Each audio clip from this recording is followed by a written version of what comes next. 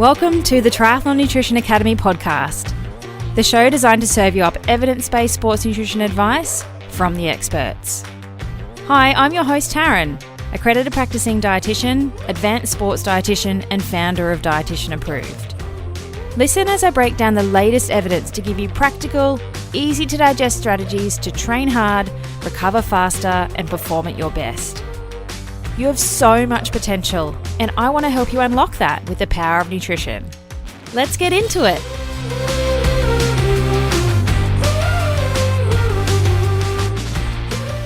Welcome to 2022. I had such a lovely break. It was so needed. I went off social media. I had no emails. I got to read a book. I'm feeling pretty refreshed actually and ready for an awesome year ahead. I always have lots of really good ideas when I get to take the opportunity to step away for a bit. So I've got some pretty exciting things planned. Doors to the Triathlon Nutrition Academy open again soon as well, the end of January. So I'm just getting back into the groove of things to get that happening again. The email out of office is still on. I'm not ready to face that just yet. But doors to the clinic open again next week. January in the Dietitian Approved clinic always goes nuts. Everyone's super motivated after the break because maybe you've had a debaucherous Christmas or New Year's. And January's always the line in the sand, right? Where you kind of jump headfirst into New Year's resolutions, ready to hit your fitness and health goals. But generally people go hard too fast and run out of puff after a couple of weeks. And I don't want that for you.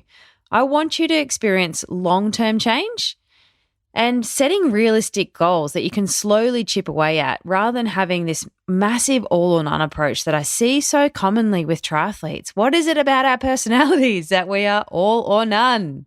So today, to set the scene for the year, I just wanted to give you some tips to help you actually achieve your health and fitness goals and stay on track.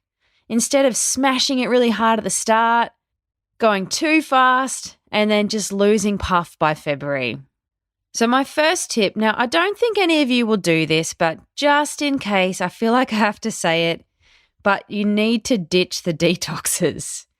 From colon cleansers to juice fasts to taking vitamins and minerals like vegetables in capsules.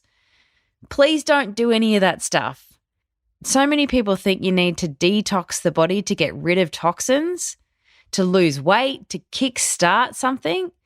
But there is absolutely no evidence to support detoxes. Our body's pretty well equipped with 2 kidneys and a liver that know how to filter our blood, and that gets rid of the toxins out of it. If you can just simply eat well and exercise regularly, it'll help you to get yourself back on track, get that balance back in your life, and maintain that long term without needing to detox, whatever the heck that means. So just in case, please don't try and go too hard with the detox when you don't need anything that drastic, and there's way easier and more helpful methods to getting your health goals back on track. Okay, I'm done. I've said it. The next thing. Okay, when we're trying to set goals for the year, I want you to try and choose SMART goals. So SMART stands for specific, measurable, achievable, realistic, and timely. I've heard a few other iterations of what they stand for, but that's basically it. So if you set some SMART goals, you'll actually have a better chance of keeping them through the year. Write them down and hold yourself accountable to them. It could be getting a certain time in a race and whatever steps you need to break that down to achieve that. It could be adding strength to your programming each week to try and improve your speed when you're riding or running. It could be trying to make sure you're doing some stretching and body maintenance every day or every second day so that you can touch your toes. There's no point in saying, hey, I want to lose 10 kilos. That's not that useful. It needs to be SMART. So make it specific. I want to lose 10 kilos by X amount of time. But it also needs to be achievable and realistic too. So don't try and set out to achieve a 10K weight loss in the next 2 months. Stretch that out so it's much more achievable and realistic for, say, like 6 to 12 months. And that'll actually fit better in your lifestyle too. And you're not stressing about trying to do that, cutting calories too hard, underperforming at training. You're just going to fall into a hole. And then how are we going to measure that change as well? We know that the scales aren't a great measure of body composition.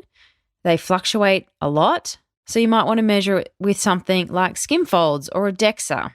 So set goals that are smart and try breaking that one big goal down into small manageable chunks.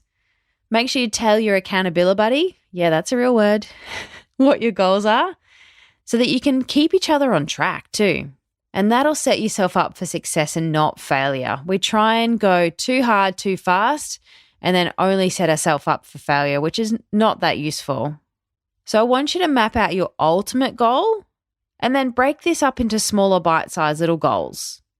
It'll be way easier to achieve it if you can imagine the outcome occurring in the not-so-distant future with smaller little chunks to help you keep working more consistently and steadily on the way to your ultimate goal. So the end goal, break it down into small little chunks, and then to meet that first chunk, that little break, and to get to that first little small chunk of a goal is not that far away. You can visualize yourself getting there and doing that.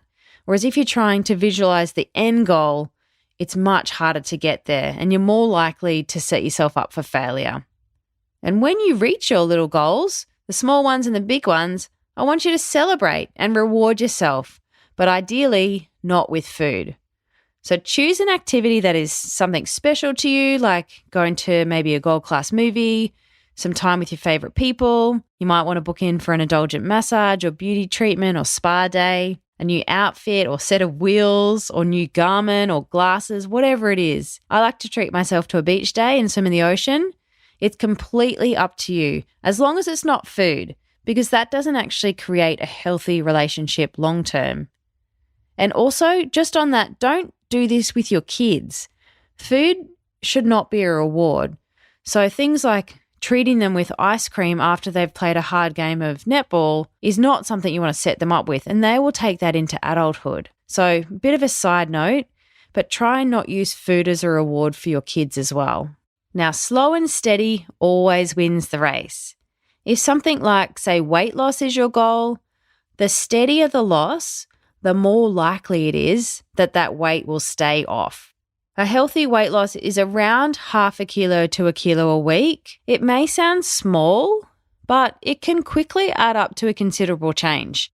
Slow and steady, while it's not particularly sexy, is more achievable and can be maintained more longer term, and that's obviously going to increase your overall chance of success too. The same goes for diving headfirst into exercise. If you overdo it, the more likely it is you'll overdo it and wreck yourself or get injured. Consistency is king. One huge torture session that induces so much pain you can't walk for a week is not going to make you fitter. Whereas regular exercise that builds up on the previous session and you adapt and get fitter will actually help you with long-term change. So start easy and build as your fitness increases. Now get back on the horse. If you'd planned to go running every day and today you sat on the couch and ate a block of chocolate instead, pick yourself up and get back out there tomorrow. Don't wait for Monday to roll around. I don't understand why people always wait for Monday. If you feel like you've broken your diet that day, then get yourself back on track that afternoon. Don't go, oh, well, I've just eaten a whole block of chocolate now, so there goes the whole day. I'll just wait till tomorrow or wait till Monday. Just pick yourself up, dust yourself off, and get straight back into it that afternoon. Remind yourself that consistency is the key. Every day is a new day. Don't feel guilty for it. Which brings me to my next point. Make every day your New Year's resolution day. I'm actually not a fan of New Year's resolutions at all. I never set them because I want you to get away from the all or none mentality. I want you to start to incorporate healthy behavior into your everyday lifestyle. Start to think like a dietitian. It's those small daily habits that we consistently repeat over time that will become entrenched. Make the choice and then stick to it.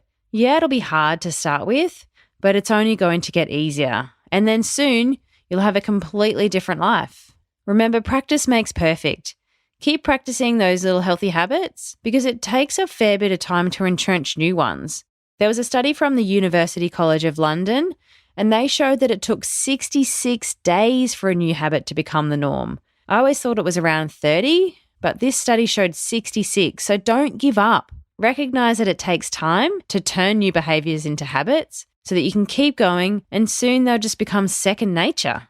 Whew, okay, we're done. I hope that sets the scene for you for this year, just to help you stay on track and not go guns blazing at the start only to run out of puff in a couple of weeks. Whatever your intentions or your resolutions or goals or whatever you want to call them are, write them down, make them smart, and tell someone about them because they're more likely to happen if you have an accountability buddy. And yes, that's a real word. It's not actually. If you're looking to get a sports dietitian in your corner, our clinic opens next week. January is generally pretty heavily booked, so we may not be starting till February now anyway. But jump on over to the website if you are looking to get some help with your nutrition this year. Go to dietitianapproved.com/services to see all the ways that you can work with me.